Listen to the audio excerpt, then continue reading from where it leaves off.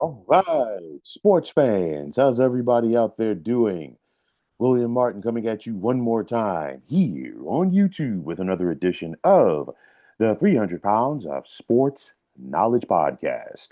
So, it's not that often that you see an MLB franchise repeat as World Series champions, and it's even less likely for you to witness the real coveted three-peat.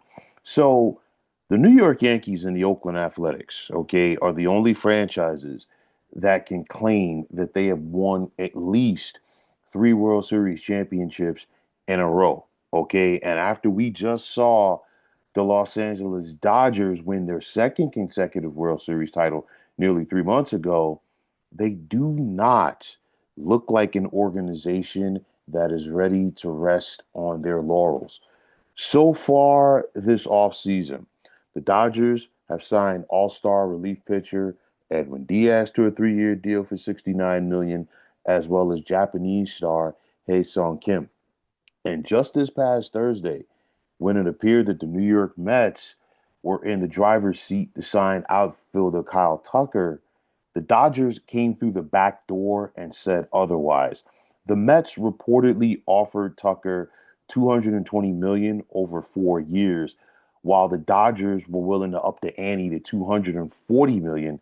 And because of that, he made his travel plans for LAX as opposed to LaGuardia. So now we're talking about a Dodgers team payroll for the upcoming season that is expected to exceed $400 million. And to give you with that an idea as to what that amounts to, that is almost what some entire divisions in baseball are going to be spending on salaries for the upcoming year. So the Dodgers, make no mistake about it, the Dodgers have flat out cornered the market when it comes to the deferred money on players' contracts, which is what they did with Tucker as well. It all started, I mean, he wasn't the first with them, okay? But the centerpiece of that is the Shohei deal because he's only getting $2 million per year and deferring $68 million per year. Of course, he's getting a ton of money in endorsements, and you got a lot of other guys on that team doing so. And because Shohei deferred so much money, it was a game changer because now, this is what he wanted. He wanted to give the Dodgers, quote unquote, salary flexibility or financial flexibility, rather, to go out there and sign other guys. And that is clearly what they've been doing because they want to keep the machinery going. But when it's all said and done, there was already a very strong possibility of MLB having a work stoppage after the upcoming season. And I think that the Dodgers' continued spending spree has just gone on to help solidify that. The small market team owners are united, okay, and they are pushing for Major League Baseball to have a salary cap. We all know that the players don't want it, okay? And at this point, in regards to the push for the salary cap, I'm sure that some of the big market team owners are on board with it as well. Now, before we get to that, the small market owners already outnumber the big market team owners. But now, if you're going to have some of those big players from the ownership room on board with a salary cap, I think the owners are going to be united on this, just like the players. You got to wonder, is Major League Baseball rapidly becoming the Dodgers versus everybody else? Because some people already feel that every time that a big time free agent, hits the market, he's going to end up there. It's one of those. It's like a lot of different ways that you could look at it. Some people might say, well, instead of teams getting mad at the Dodgers, why can't they simply just do what the Dodgers continue to do? And the bottom line is this: the Dodgers already have said, you know what? They said, screw the luxury tax.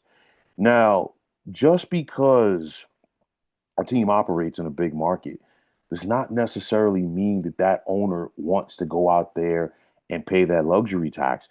You have some big market owners who, like in the past, like the late George Steinbrenner, were always weary of some of the smaller market teams getting money from the luxury tax and just pocketing it. So there's a lot of different things. Everybody's not on the same page. with Major League Baseball when it comes to spending. Make no mistake about it. You ask yourself, are the Dodgers MLB's new version of George Steinbrenner's Yankees? Well, in a lot of cases, yes, because the Dodgers are the team that you love to hate. I mean, you look at them right now.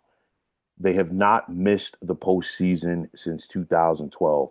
2010 was the last time the Dodgers had themselves a losing season. They've won the last two World Series championships. They've won three World Series championships this decade. They have five World Series appearances since 2017. So whenever you have success and you have success at the rate that they do, of course, it's going to bring some hate along with it. But with that said, I say it for the George Steinbrenner aspect with his Yankees because we knew that the boss wanted to go out there and spend money. The Dodgers ownership group clearly wants to spend money as well. And like Steinbrenner, they're making sure to spend it on the right people. Now, when you have a formula like the Dodgers do, meaning, hey, we're going to go out there. We want to compete. We want to win, and we want to spend money on the top guys. Guess what? Guys are naturally players. I mean, they're going to have their eye on getting to that team. And of course, everybody's really, or like some of the top guys rather, have really bought in from the standpoint of deferring money in order to win. We've seen Mookie Betts do it, Freddie Freeman, of course, Shohei. Now, Kyle Tucker is on board with that as well. And you ask yourself, is the spending that the Dodgers always do, is it good or bad for baseball? Well, I'll tell you like this. If you're a fan of the Dodgers, you're going to think it's great. Well, maybe until you show up to Chavez Ravine to pay for parking or pay for concessions or pay for a ticket, depending on how deep your pockets are. But from a baseball fan standpoint, from another team standpoint, you're probably going to say, hey, what realistic opportunity does our team have to compete this year? Because the Dodgers, without picking up Edwin Diaz, without signing Kyle Tucker, without bringing in Hae-Sung Kim from Japan, they were already a loaded team coming into this season. And you could really make an argument that the Dodgers really didn't need Kyle Tucker. Okay. But nonetheless, they went out there and got him. He was attracted to them. And it's insane when you see a scenario where with Edwin Diaz, the Mets were right in the ballpark, okay, to keep him as far as the years and the money, and he left. The Mets were right there in the ballpark to get a Kyle Tucker, and of course they didn't. And the Dodgers are just saying, you know what, screw it. We're going to throw as much money as possible. And in some cases, it looks like the Dodgers want to win.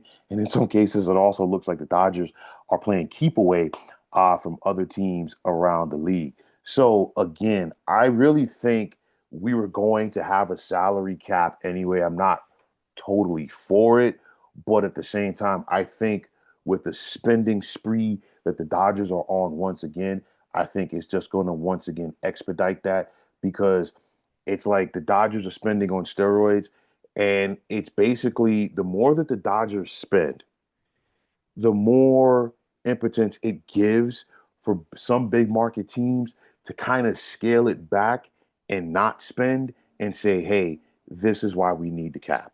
Okay, it's bound to happen. It's one of those you look at this thing. The Dodgers right now are a runaway freight train. They're probably going to win 100 games this year. They're probably going to have the best record in Major League Baseball as long as everybody stays healthy. Now, the question is, can they be stopped off the field? Can they be stopped on the field? Well, I'll tell you like this. I think the other owners are going to get together and do whatever they can to try to stop them from spending with this cap. But a team like the Dodgers, an organization like the Dodgers, I will say this. If they want to win, they're going to find a way. They're going to find loopholes, just like they found a loophole with deferring money. If even if there's a cap, I don't even care if it's a hard salary cap or not. A team like the Dodgers, if they want to win, they're going to find a workaround because they want to win. Stopping him on the field, anything can happen in a 5 game or 7 game series in baseball, even a 3 game series, depending on what happens if the Dodgers are in that wild card round. We don't know. So nothing is etched in stone. but the Dodgers are definitely strengthening their position and they're not resting on their laurels. Sometimes when you see a team repeat as champs, you could see, you know what? Maybe they fall off. Maybe guys are tired. You name it. The Dodgers are like, no, no, no, no, no. We're shoring this thing up even more. And the Dodgers are basically saying, damn the torpedoes. We're going at this thing with all our full arsenal blazing. So it's going to be interesting to see what happens and what becomes of this. But like I said, at this point, it's not a matter of if, it's a matter of when. But we're going to get a salary cap in Major League Baseball. And if there's baseball in 2027. I truly don't see it being a full season. But nonetheless, it's the Dodgers versus everybody else right now when it comes to spending. And you know it's bad. And I'm not saying bad like that. But when you got a team like the Dodgers who's spending so much money that it's making teams like the Mets and Yankees look like they're not spending money when they actually are. That just shows you how big that the gap is between the Dodgers and everybody else when it comes to spending. But nonetheless, this is the state of the game that the Dodgers are living by, and that's what they want to do. And their focus are on spending and winning. And that's the bottom line. But folks, that's going to wrap it up. And as always, I want to take this time out to thank each and every one of you for checking out the 300 Pounds of Sports Knowledge podcast here on YouTube. And as always, if you like what you heard and saw on this podcast, you know what to do. Just hit that like button as well as subscribing to this channel. And like I always say, it's greatly appreciated. Also, if you're on the X, formerly known as Twitter, you can check me out anytime at 300 Pounds of Sports. And like I always say, if you give me that follow, it will be my pleasure to do the same in return. And that also goes for Instagram, where you can check me out at 300 Pounds of Sports Knowledge. Excuse me. Also, if you're on Facebook, definitely check out the Sports Depot 365. And as far as I'm concerned, one of the better sports groups going on social media. But until next time, fine folks, my name is William Martin, and I'm signing off, and I'm saying thanks once again for checking out the 300 Pounds of Sports Knowledge podcast here on YouTube. Be well, everybody.